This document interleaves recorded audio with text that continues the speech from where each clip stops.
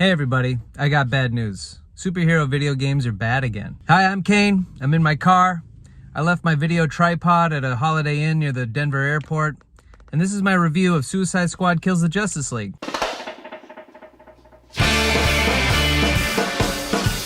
Remember back in the days of yore when superhero video games were just awful, with a few exceptions, like that one Punisher game, which was pretty cool, or X-Men Origins Wolverine, which is somehow inexplicably one of the dopest X-Men video games ever made. Then of course you have the holy grail of superhero video games in Spider-Man 2 from 2002.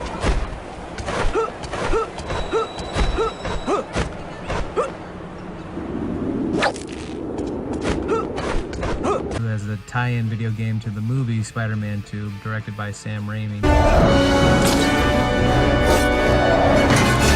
Where is she? Oh, she'll be just fine. Let's talk.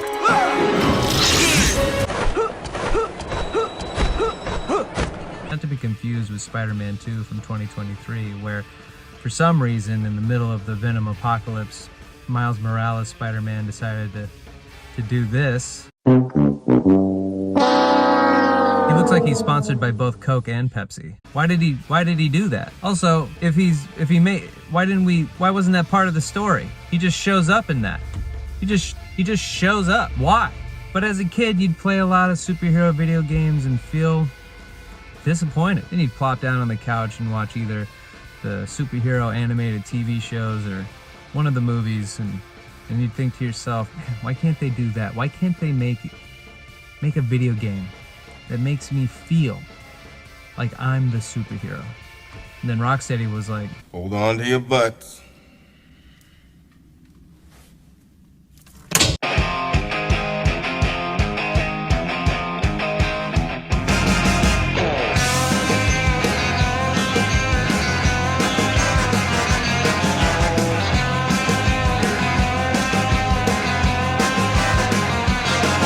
Rather than make a video game tie-in to The Dark Knight directed by Christopher Nolan, Rocksteady went rogue.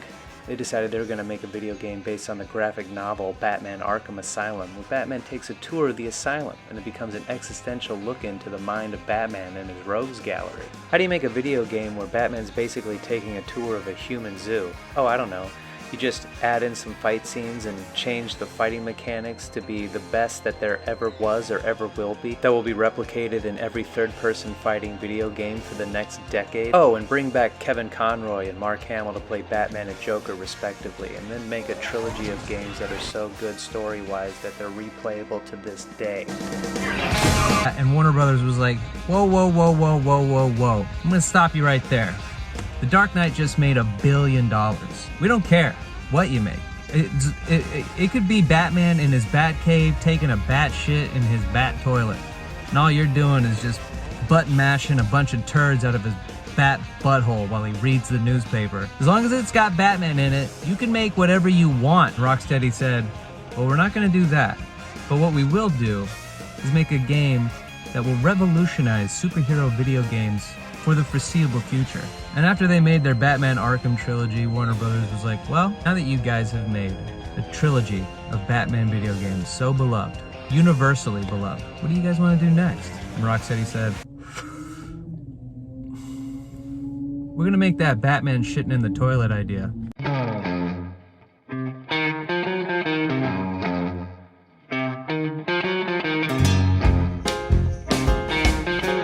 Let's get it out of the way right now. The game mechanics, bad, uninspired. It's basically Fortnite. It's a looter shooter. There's a lot of lights and sounds, and it's just, there's 4 people, they got 4 guns. You can play online with your buddies, and you just, you shoot at all the purple bad guys and the purple zits that pop up all over Metropolis, and it's just melee. It's just mayhem. It's a TikTok candy shop where you're being rewarded every 10 seconds for doing literally anything, but it doesn't really matter. It's a game that is made specifically to gouge the money right out of your wallets. It is fun at first for a little bit, and then it just becomes tedious and boring. It feels like a game that is meant to...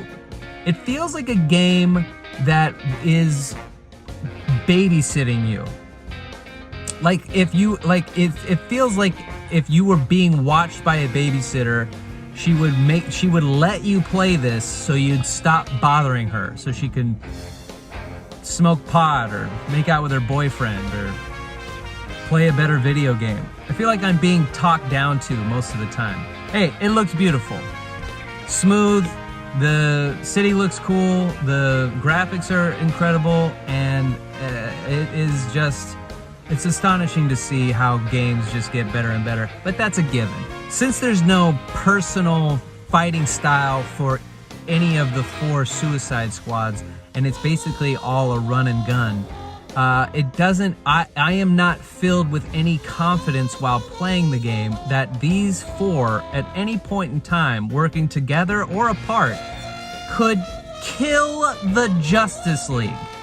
No fucking way do these guys have the capability to kill the Justice. So when you're faced finally with one of the members of the corrupted evil Justice League, corrupted by Brainiac, who's terraforming Earth into another planet, which is whatever. That's just Man of Steel. When you're finally able, the first fight you have is with the Flash, and you find out early on in the video game that Lex Luthor has created an anti-Flash device, where if the Flash gets near you, you click it, it's a burst, and it stops the Speed Force, and it pushes him back. But it doesn't nullify Flash's powers, it just knocks him backwards and shakes him up a little bit. But that's it. That's basically it. And so the squad has to go and get their own Flash nullifiers and then pick a fight with Flash. And then when they're in the arena with him to fight him, I guess whenever you hit your Flash nullifier and then you start shooting at him, which is so not how it would work.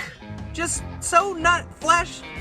If anything, Flash should know they got the nullifiers and steer clear of them, or run much faster than he is. He's the Flash. They wouldn't be able to see him.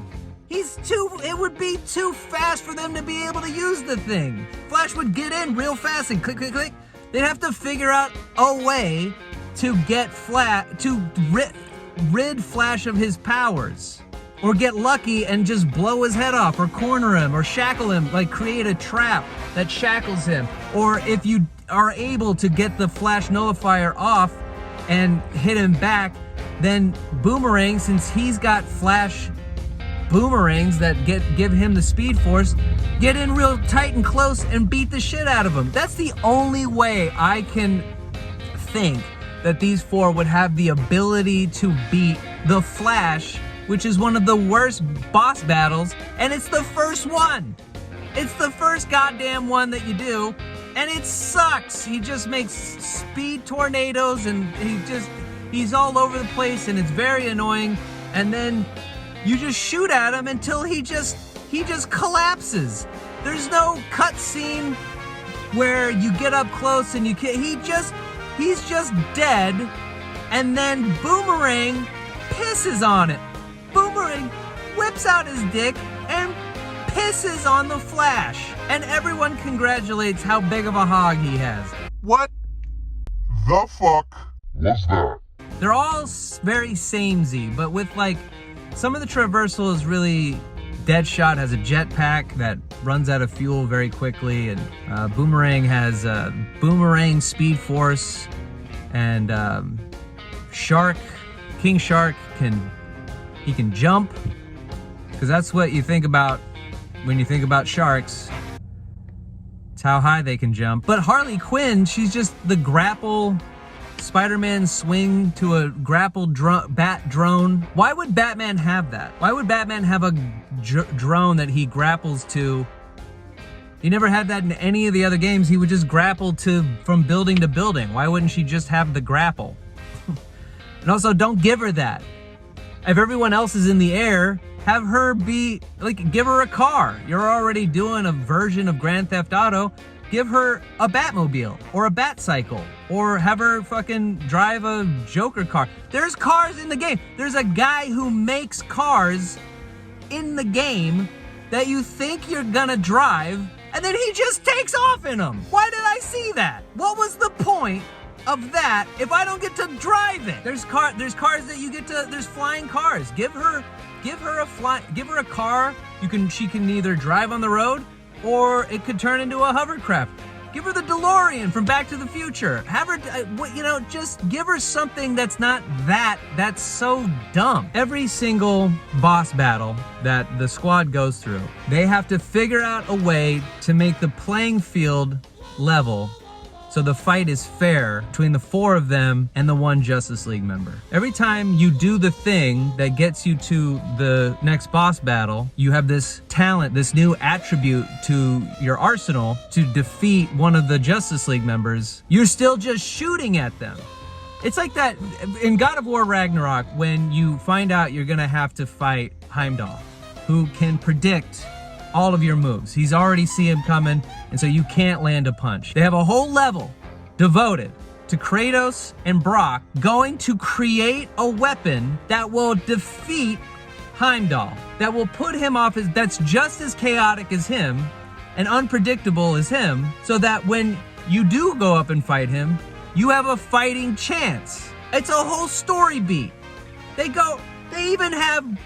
have a mermaid make the weapon, make the spear specifically for Kratos, using his blood, and then Brock blesses the spear, and it's like you have this emotional attachment to the spear, so that when you finally use it, you're like, God damn, this thing's incredible. And then when you finally use it against Heimdall, it's so satisfying when you finally land a punch and you cut Heimdall in the face with the ring that you're wearing that is able to shoot the spear out. It's fucking amazing. But Heimdall knows now that's what you have, so he has to think on his feet. And now it's a battle of him trying to use his godly powers versus your godly powers. And when you finally defeat him, it's very satisfying. In this, they just keep doing that, just these small little scenes where like, now we gotta get, since green kryptonite doesn't work on Superman, we got to get gold kryptonite. Lex just whips it up real fast, just like that. They wear it on their body, and then they just shoot at Superman! Again, he's fucking Superman! It would be over so fast! Wonder Woman couldn't kill him with green kryptonite. How is the yellow one gonna be as effective? How do you know that without testing it? You have to just go into battle and then they just shoot yellow kryptonite bullets at him. And then, same as Flash, he just fucking dies. He dies. There's no pomp and circumstance. There's no big cutaway scene. He's just dead. Why? Why did you do that? Why do that to us? Batman, of course, gets it the worst. He, of course, gets it the worst. And it's not even...